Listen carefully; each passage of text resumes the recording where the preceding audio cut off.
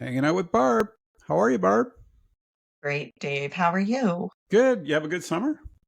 It has been a whirlwind of a summer, and I can't say that I will miss some of those really brutal, humid days. Hot days, yeah. I'll be able to get back through doorways again.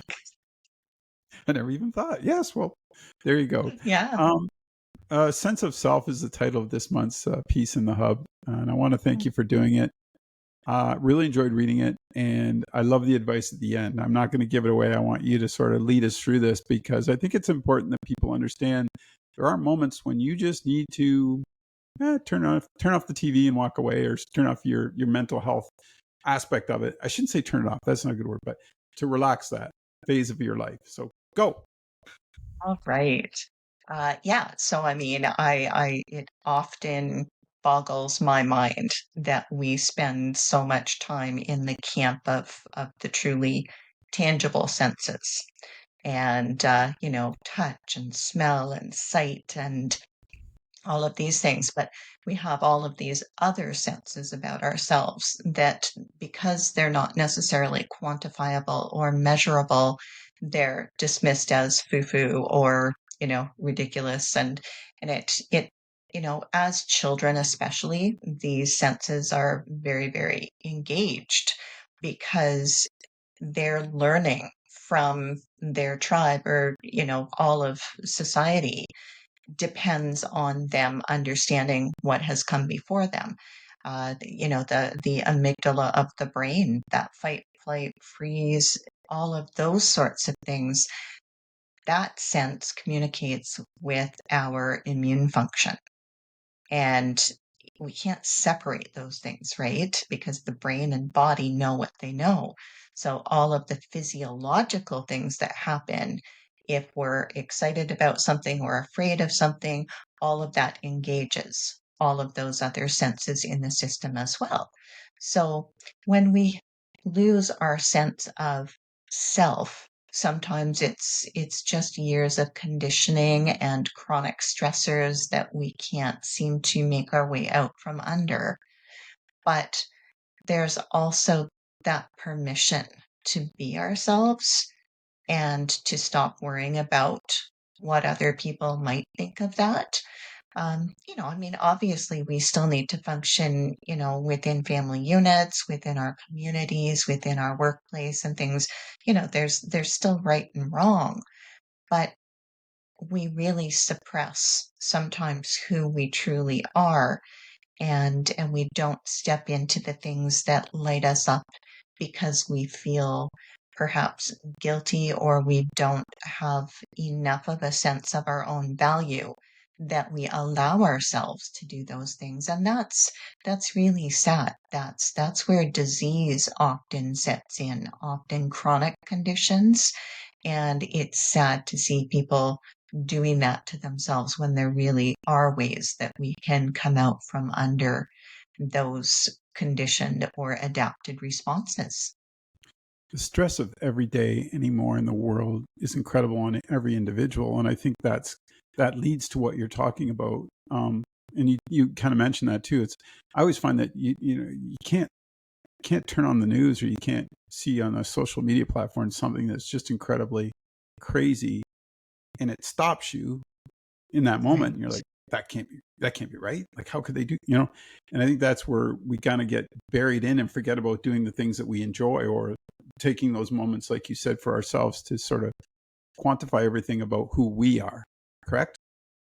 Yeah, yeah, I think most definitely with the rapidity of information coming in, and especially because of whatever we subscribe to as individuals, right? We're feeding our systems that, we're feeding our Yeah. emotional capacity, and that does take a toll. So when we feel ineffective as human beings, especially if we're a fixer type of person, we there are different levels of empathy, anywhere from pity, which is the least evolved, to true compassion. And there's a whole sort of series of growth as individuals. So if somebody is very, very incredibly empathetic and compassionate, that's a real assault on their system to be exposed. And those people typically will step out of those types of media,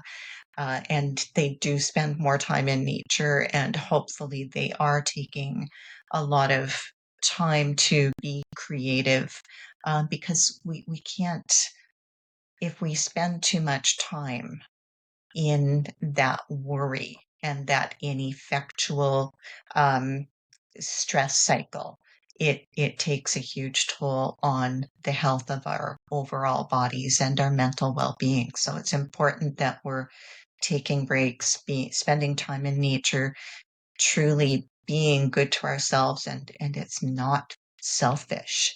It's No, necessary. we struggle to get over the guilt and to do things Yeah, that we enjoy. I think that's everybody does that, but you yeah, shouldn't have that. You should have that as being part of yourself in order to, like you said about doing the walk or doing something. You need to do that just for your own self. And it's not being yeah, selfish or greedy, it's being purposefully aware of who you are. yeah, yeah, definitely.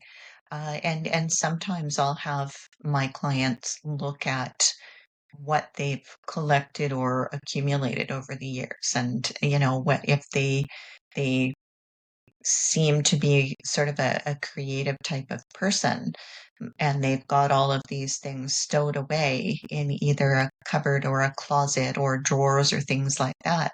It's like, just have them analyze what that means to them when they actually get involved in that activity. Maybe it's reading a book, maybe it's going back to learning how to play an instrument, maybe it's being more physically active, but it's getting yourself out of that stuckedness, that busyness that makes you always think that you have to be achieving to be a good person.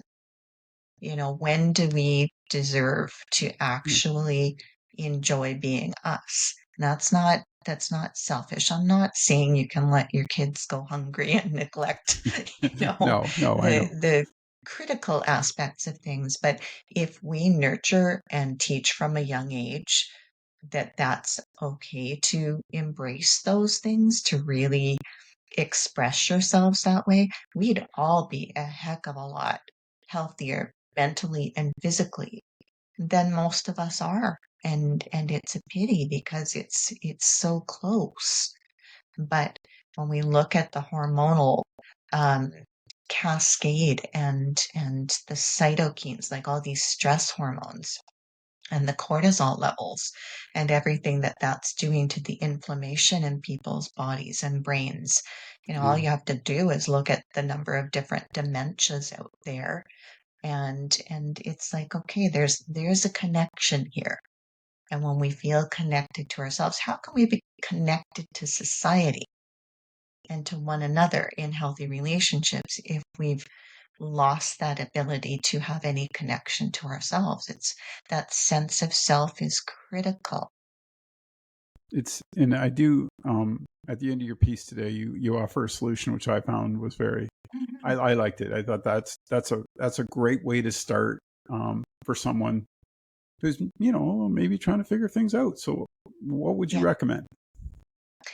yeah. It's just giving yourself little breathing breaks. It's not something that costs you anything. And you know, we like to think that we're too busy, that we don't have the time, but the fact is, unless you're seriously running from something that could be life or death, you can make the time for a few minutes of breathing to regroup, to reground, and you will have more energy and you will have a better state of mind. And you'll be telling your body and your brain that you are safe, that you're in control, you've got this. It might be hard, but you'll have the tools by having these exercises. Some people like to meditate, some people like yoga, tai chi, some people need to punch a punching bag, some people need to run, but you need something that lights you up, that you are telling yourself you deserve that time to do it. And we need to breathe. We can't live without breathing. You simply can't. And so take that time for yourself. You do deserve it. And when other people see you appreciating yourself and treating you that way, guess what? It changes the way they treat you. So think about that, because if you act like a doormat, people are going to treat you like a doormat. If you show that you have value and you protect that value, other people will start to respond to that and treat you differently. So it's a hard thing to do, especially if there's a lot of, complex trauma or baggage in your past.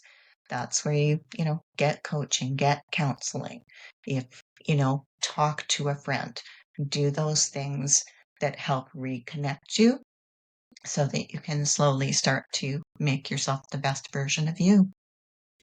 And it's all about just taking that moment for yourself, like you said, and just, letting everything go for a moment and thinking clear, Yeah, breathing to yeah, think clearly again and understand where you're at. Because when it's a clutter, you don't know how to prioritize and you don't know right, where to start.